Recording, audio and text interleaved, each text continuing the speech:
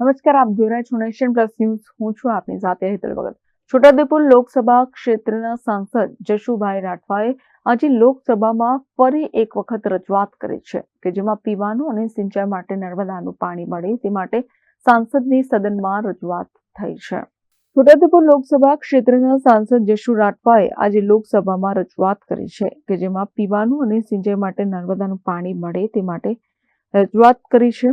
ગુજરાતમાં પીવા માટે અને કૃષિ માટે પાણી ઉપલબ્ધ થાય તે માટેની વ્યવસ્થા કરવાની દિશામાં મહત્વપૂર્ણ નિર્ણય લીધો છે. છોટાઉદેપુર લોકોને પણ પીવા અને સિંચાઈ માટે નર્મદાનું પાણી મળે તે માટેની વ્યવસ્થા કરવા કેન્દ્ર સરકાર મદદરૂપ બને. આનાથી ન માત્ર પંથકના લોકોના જીવન ધોરણમાં સુધારો થશે પરંતુ આર્થિક સદ્ધરતા પણ વધશે. છોટાઉદેપુરે આદિવાસી બાહુલ ધરાવતું ક્ષેત્ર જેમાં વિશ્વ પ્રસિદ્ધ સ્ટેચ્યુ ઓફ યુનિટી આવેલી છે. સંસદમાં શૂન્યકાળ દરમિયાન લોકસભા સાંસદ જશુ રાઠવાએ સદનમાં રજૂઆત કરી. નર્મદાનું પાણી કચ્છ અને ઉત્તર ગુજરાત સુધી જતું હોય તો છોટાઉદેપુર વિસ્તારમાં પણ ઉપલબ્ધ કરાવવામાં આવે તેવી રજૂઆત કરી છે. Rehan Patel, nation plus news, Chhota Udepur. સમાચારોના સતત અપડેટ મેળવવા માટે અમારી નેશન પ્લસ ન્યૂઝની યુટ્યુબ ચેનલને સબસ્ક્રાઇબ કરો, બેલ આઇકન દબાવો અને જોડાયેલા રહો ફેસબુક, ઇન્સ્ટાગ્રામ અને ટ્વિટર પર.